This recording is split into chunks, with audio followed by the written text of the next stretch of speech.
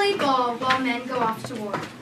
Although the girls of the All-American Girl Professional Baseball League replaced male baseball players being drafted into World War II, female requirements, expectations, and regulations were very different from their male counterparts.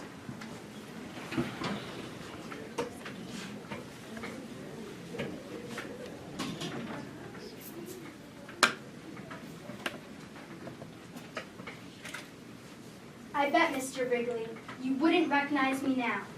Yeah, how's my pitching? Those were the days. 1944, incredible star pitcher for the Fort Wayne Daisies. Took the win, both games. Doubleheader against the best team in the league, the Rockford Peaches. That was one hot day. Mr. Wrigley, you did right in yourself for creating the All-American Girl Softball League. Changed that quick enough after 2 seasons. The All-American Girl Professional Baseball League. I remember the day when the agent knocked on my door like it was yesterday. It started out in early 1944. It started out in early 1944.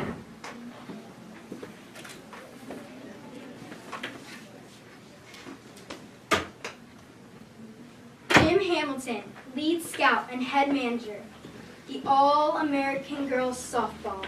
Softball indeed. Jim asked me to try out all the way in Chicago at Wrigley Field. You bet I packed my bags and headed right for Chicago. I got there, and Jim Hamilton and Philip K. Wrigley himself greeted me. It started out in early 1944. We were professional, but professional was somewhat of a misnomer. It was hybrid baseball at first, crossed between softball and baseball. This ball was 12 inches in circumference, regulation softball, not like baseball, 9 or 9 1/4 inches. The mound was 40 feet from home plate, not like 60 in baseball. We pitchers threw underhanded, windmill style. Between bases, 65 feet apart. That's 25 feet shorter than in baseball. By 1954, we women proved that we had what it takes to play ball. Same as men. Regulations, same as men. But what wasn't the same? Our spring training. That sure wasn't the same. We were required to sign up for Helena Rubinstein's evening charm school classes. Proper etiquette, personal hygiene, as if we didn't know how to take care of ourselves, mannerisms, dress code. The killer was every player as physically attractive as possible.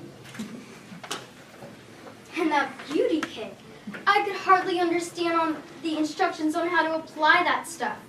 Rules of conduct, you bet. Personal hygiene, what else? Dress code, no short hair, no smoking or drinking in public, lipstick at all times, $5 for the first offense, $10 for the second, and suspension on the third. I bet no man ever wore something like this. Short sleeve tunic, no more than 6 inches above the knee, with satin shorts underneath, and knee-high baseball socks. Sliding caused many a bruise. Our nurses used all her supplies and ice packs. Let's face it, bruises could have been prevented by proper clothing.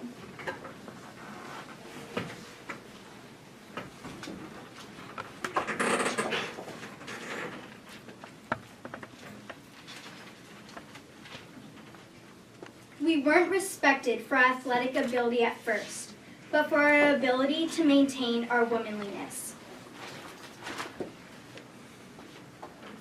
while playing.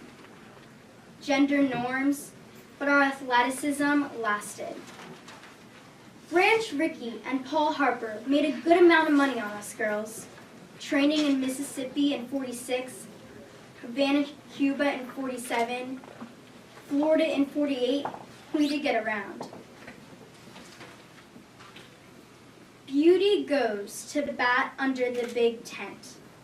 Tough He-Man baseball will give way to the brand offered by the All-American Girls Softball League in Wrigley Field next Sunday.